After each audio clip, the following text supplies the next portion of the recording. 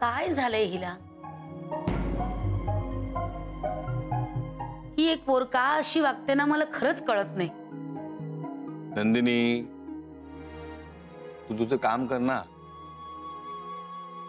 त्या रजनीकडे नको लक्ष देऊ. अहो माझं कामात ना लक्षच लागत नाहीये. एक मस्त छान कॉफी करून देऊ का तुम्हाला? अरे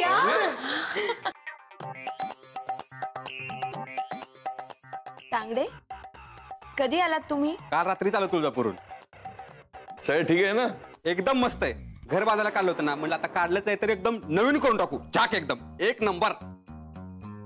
तांगडे, हा, घरासमोर तुळशी वृंदावन असेल ना? माझ्या आईनं स्वतः लक्ष घालून करून घेतली. हा, वा, म्हणजे आता आलंच पाहिजे तुझ्या गावाला. या ना, कधी या की. आणि आई कशी आहे? खूप छान आहे, खूप खुश आहे. चला, आता सगळे खुश आहेत तर सगळ्यांनी या खुशीत कामाला लागा. तांगडे, आधीच तू उशिरा आलायस. अहो नवरे, आता इतक्या दिवसांनी तो आलाय, जरा त्याची चौकशी करू दे ना शांतपणे. नाहीतर काय.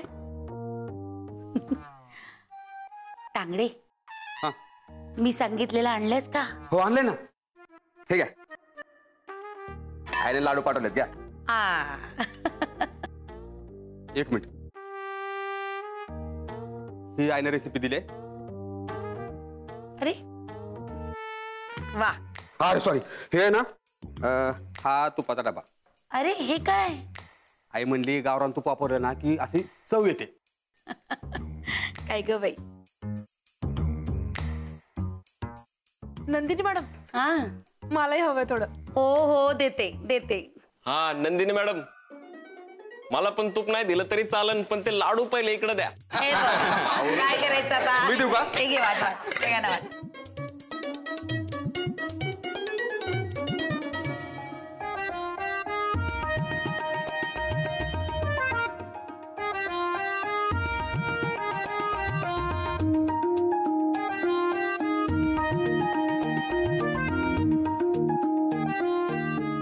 हे सगळं ना अविनाश सरांमुळे शक्य झाले.